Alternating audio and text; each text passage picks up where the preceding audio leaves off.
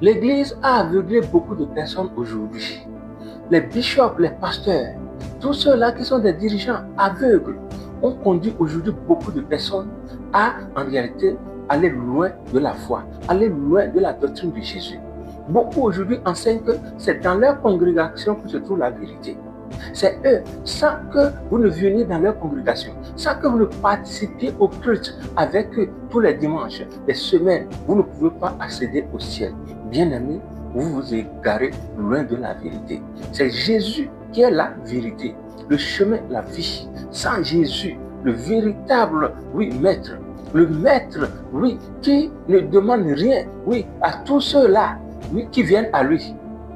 Le maître qui sauve, le maître qui est le vrai, le bon berger, c'est à lui qu'on doit la vérité, c'est lui la vérité. Oui, bien-aimé, ce n'est pas dans une église que se trouve la vérité, c'est Jésus qui est la vérité, le chemin est la vie. Bien-aimé, beaucoup aujourd'hui sont égarés loin de la foi. Si tu n'es pas de notre congrégation, tu es païen, tu es égaré loin de la vérité, tu ne peux même pas aller au paradis. Bien-aimé, c'est le égarement, c'est la perdition. C'est parce qu'ils ne sont pas éclairés.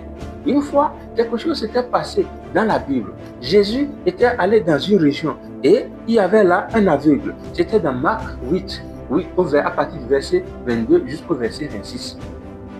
Qu'est-ce qui s'est passé? L'aveugle, Jésus l'a pris, il l'a retiré de la localité. Il l'a retiré du village, il l'a amené hors du village. Et il a fait quoi? Et il a commencé par le guérir. C'est la seule fois qu'on a vu qu'il n'y avait pas de guérison instantanée parce qu'il avait été aveuglé par son environnement. Cette guérison n'était pas instantanée parce que on dit, est-ce que tu vois quelque chose? Il vous dit qu'il voit des gens se déplacer comme des arbres renversés. Une seconde fois, il a commencé par voir clair. Et Jésus l'a interdit. Jésus l'a défendu, de ne plus rentrer dans le village, mais d'aller chez lui et de glorifier Dieu et de témoigner ce que le Seigneur a fait pour lui. Bien-aimé, l'environnement dans lequel tu te trouves t'a aveuglé. Sors de la compagnie de ses amis. Les mauvaises compagnies corrompent de bonnes mœurs. Oui, les chrétiens ne doivent pas se combattre entre eux.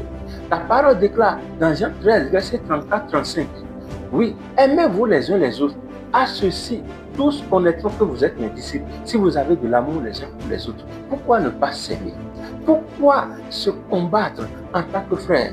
Alors que la parole déclare dans 1 Corinthiens 6 au verset 7, c'est déjà certes une défaite que d'avoir des procès parmi vous. On a des procès entre église et église, des procès entre frères et frères. Ce n'est pas du tout bon, c'est une défaite. Et bien aimé, nous devons revenir et pratiquer le culte des apôtres. Comme c'est dit dans Actes 4, à partir du verset 32, la multitude de ceux qui avaient cru était un seul cœur, une seule âme.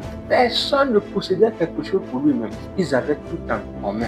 Bien-aimés, revenons au culte des apôtres et nous allons hériter le ciel avec Abraham, Isaac et Jacob et tous les apôtres.